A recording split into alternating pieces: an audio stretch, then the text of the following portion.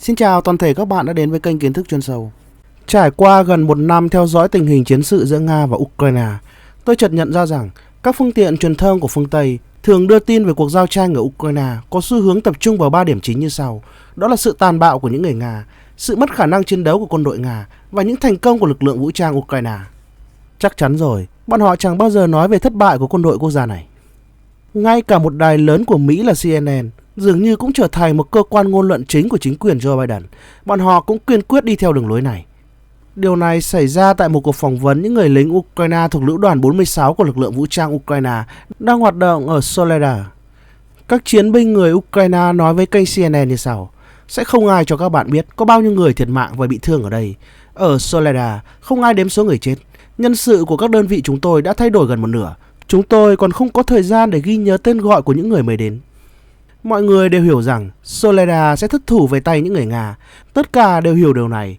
Chỉ là chúng tôi không thể hiểu được vấn đề là tại sao chúng tôi phải chiến đấu và chết tại thành phố bỏ hoang này dù biết trước rằng Soledar sẽ thất thủ. Đây cũng là câu hỏi được đặt trong đầu của rất nhiều các binh lính Ukraine khi mà bọn họ phải bỏ trốn khỏi Soledar sau khi những người Nga đã giành hoàn toàn quyền kiểm soát ở nơi đây. Các đơn vị của Wagner đến từ Nga đã tuyên bố rằng bọn họ đã nắm quyền kiểm soát toàn bộ lãnh thổ Soledar. Số lượng những tù nhân bị bắt giữ sẽ được những người Nga công bố trong một vài ngày nữa. Vâng, chính quyền của Kiev đã ra mệnh lệnh tử thủ Soledar cho quân đội của bọn họ trong cả tuần này. Giờ đây, khi mà Nga đã chiếm giữ hoàn toàn thành phố này, thì các đại diện của Kiev lại liên tục nhấn mạnh rằng việc chiếm đóng Soledar không hề có ý nghĩa gì. Nó chỉ có một tác dụng duy nhất, đó là PR cho những người Nga. Đây cũng chính là câu hỏi mà các binh lính của Ukraine đặt ra. Đó là tại sao bọn họ lại phải tử chiến cho một thành phố mà chính quyền của Zelensky sau khi mất đã tuyên bố thẳng thừng rằng nó không có ý nghĩa gì cả. Vậy chẳng phải ý Zelensky muốn nói rằng những sinh mạng của binh lính Ukraine cũng chẳng hề có ý nghĩa gì với ông ấy hay sao? Là một người trung lập, tôi thấy rằng tất cả những binh lính Ukraine tử chiến tại Soledar đều là những anh hùng. Dù là phe thân Nga cũng phải dành sự tôn trọng cho bọn họ. Bọn họ đã đứng lên chiến đấu vì lý tưởng và quốc gia của mình. Tôi hiểu là Tổng thống Zelensky chỉ là không muốn công nhận bọn họ đã thua trong cuộc chiến ở Soledar nên ông ấy mới nói vậy. Tuy nhiên, lời nói của ông ấy thật sự gây tổn thương cho những binh lính Ukraine. Nếu Soledar không quan trọng với ông ấy đến vậy, thì tại sao bọn họ lại dành hết các lực lượng tinh nhuệ nhất của mình để cử tới điểm nóng này? Bọn họ đã cử tới đơn vị lực lượng tác chiến đặc biệt Ukraine, cũng như biệt đội biên giới Luhan thứ 3 từ lực lượng khu vực phía đông và biệt đội biên giới Mogiles Podol thứ 24 từ vùng Vinnytsia của dịch vụ biên phòng nhà nước Ukraine. Vâng, bọn họ đã cử tới 3 lực lượng tinh nhuệ nhất của quốc gia mình chỉ để chiếm giữ một thành phố mà bọn họ cho rằng đây là một thành phố không hề quan trọng với bọn họ. Vào ngày 9 tháng 1, thì Cục Biên phòng nhà nước Ukraine đã xác nhận cái chết ở Soledar của người đứng đầu trụ sở lực lượng đặc biệt của dịch vụ biên giới nhà nước Ukraine, Đại tá Yuri Yuchik. Trên thực tế, điều này có nghĩa là Kiev đã sử dụng hết các lực lượng và phương tiện tại khu vực Soledar. Người đứng đầu chỉ huy, đại tá của bọn họ thiệt mạng, cũng đồng nghĩa với việc cánh lực lượng này của Ukraine đã hoàn toàn bị tiêu diệt.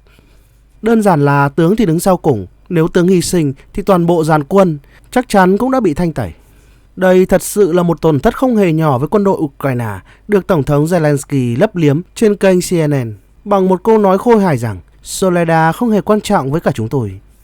Cho đến nay, có một điều chắc chắn là tổn thất của lực lượng vũ trang Ukraine đang tăng lên theo cấp số nhân.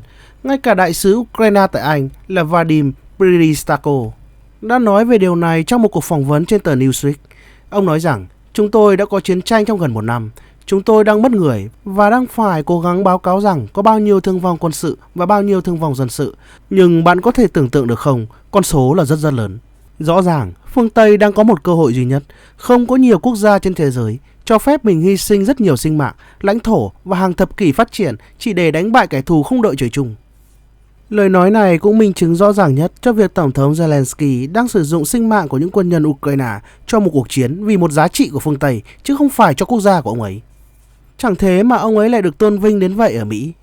Dù mới gặp nhiều mất mát trong cuộc chiến tại Soledar, thế nhưng Tổng thống online Zelensky lại đang được tôn vinh như một chiến thần của một đế chế châu Âu rộng lớn. Ở đây, ngay lúc này, trên trang web của Bộ Hoa Kỳ đã xuất hiện một hướng dẫn từ Cục Quản lý Mỹ thuật. Bọn họ sẽ mua một bức tượng bán thân của Zelensky để mà đặt vào một nơi nào đó trong góc hạ viện. Có thể là cửa ra vào chăng? Ái chà chà, hình ảnh này làm tôi liên tưởng tới nhị lang thần Dương Tiễn luôn dắt theo chiến thần Hao Thiên Khuyển của mình. Nó thật giống như hình ảnh của Tổng thống Mỹ Joe Biden một ngày nào đó sẽ đứng ở cửa Hạ viện, ngắm nhìn bức tượng bán thân của Zelensky, chỉ trỏ và nói với thiên hạ rằng đây chính là chiến thần của ta. Ngay lập tức, câu chuyện này đã bùng nổ trên khắp các mạng xã hội của Mỹ. Những tưởng dân Mỹ sẽ phải tự hào lắm, nhưng sự thật thì không phải là vậy.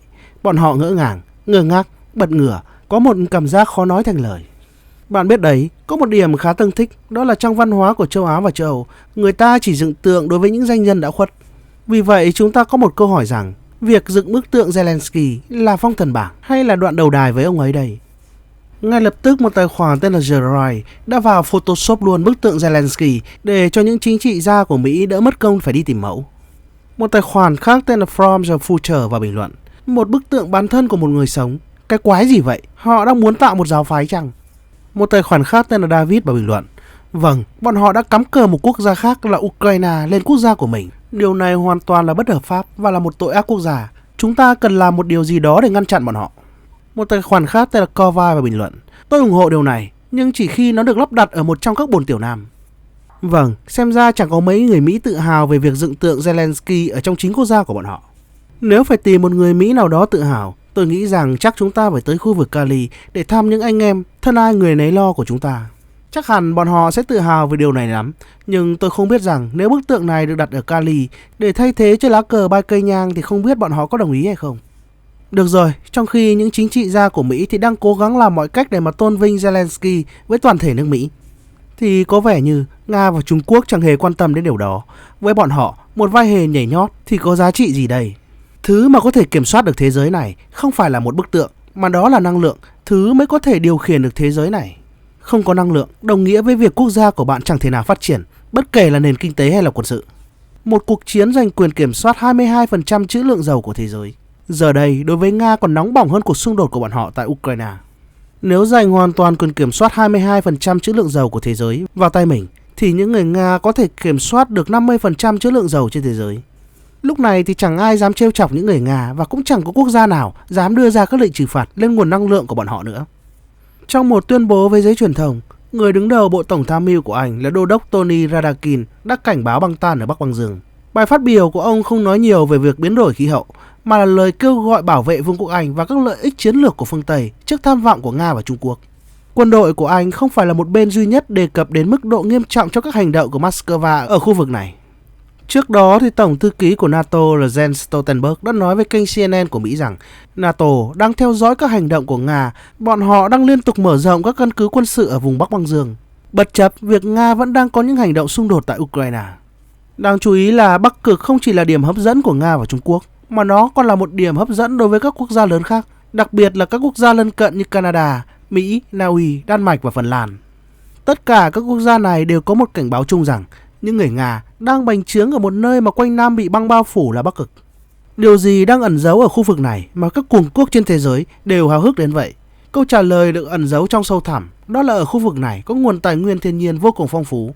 Và với sự nóng lên của toàn cầu, nó sẽ làm băng tan chảy, những tài nguyên thiên nhiên này sẽ dần lộ rõ. Diện tích của Bắc Băng Dương là 14 triệu km vuông, tức là khoảng 4% tổng diện tích của đại dương thế giới. 40% diện tích nước của nó thuộc về các quốc gia khác nhau và 1/3 khác được kiểm soát bởi các quốc gia như một thềm lục địa. Mọi thứ khác được coi là vùng biển quốc tế, có nghĩa là không có quốc gia nào có chủ quyền và quyền hạn đối với cả Bắc Băng Dương. Trước tình hình băng tan chảy ở Bắc Cực ngày càng tăng, nó dường như đã đánh thức tham vọng của các nước lớn. Bọn họ tìm mọi cách để mở rộng ảnh hưởng tới khu vực giàu tài nguyên này, mà chắc chắn rằng trong những năm tới nó sẽ trở thành một chủ đề xung đột giữa phương Tây và Nga. Canada và Nga nằm trong số những quốc gia được hưởng lợi nhiều nhất từ hoạt động thăm dò dầu khí ở Bắc Băng Dương. Canada sản xuất khí đốt và dầu mỏ chủ yếu tới từ vùng biển phía Bắc Alaska, trong khi Nga thì thăm dò và phát triển nhiên liệu xanh và dầu thô ở vùng đông Siberia và biển Barents. Hơn 400 mỏ dầu khí đã được phát hiện ở Bắc Băng Dương trong quá trình thăm dò. Cả hai nước đã sản xuất tổng cộng 2,6 triệu thùng dầu đá phiến mỗi ngày. Các số liệu được báo cáo về trữ lượng khí cũng như dầu ở Bắc Băng Dương thật sự quá hấp dẫn. Theo cơ quan khảo sát địa chất của Hoa Kỳ, trong khu vực này có 90 tỷ thùng dầu, hơn 1,669 nghìn tỷ mét khối khí đốt tự nhiên và một lượng lớn LNG. Trữ lượng này tương đương với số lượng được tìm thấy trên 84% lãnh thổ ngoài thềm lục địa của mỗi quốc gia.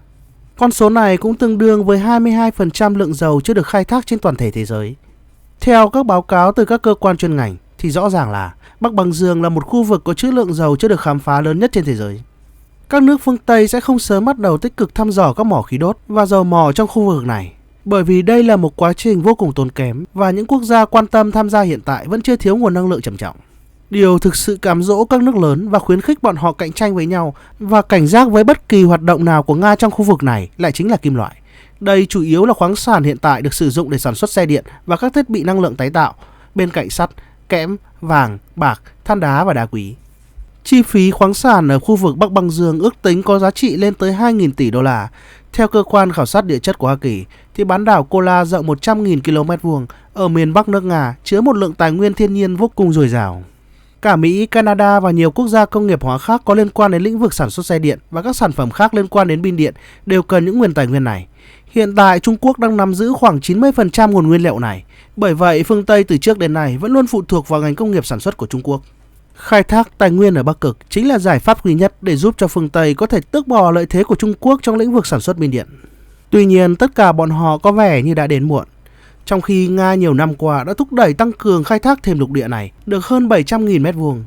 Thậm chí có những khu vực chồng lấn với thềm lục địa của Canada cũng như Greenland. Chính vì vậy, kể từ những năm 2014 thì cả Nga và Canada đã bước vào một cuộc đấu tranh gay gắt nhằm chứng minh quyền mở rộng diện tích thềm lục địa của mình. Có vẻ như Nga lại một lần nữa là người thắng. Nga đã liên tiếp gửi 2 tàu phá băng để có thể thu thập những dữ liệu làm chứng cứ lên tòa án quốc tế. Bọn họ muốn chứng minh 1,2 triệu mét vuông vùng biển quốc tế ở Bắc Băng Dương thuộc về Nga. Trong năm này, thì Nga lại tiếp tục đệ trình đơn sửa đổi của Liên Hợp Quốc để mở rộng ranh giới thềm lục địa ở Bắc Cực thêm tiếp 1,2 triệu km vuông bằng cách sáp nhập khu vực Lomonosov Riga rất giàu nguồn tài nguyên thiên nhiên dầu mỏ.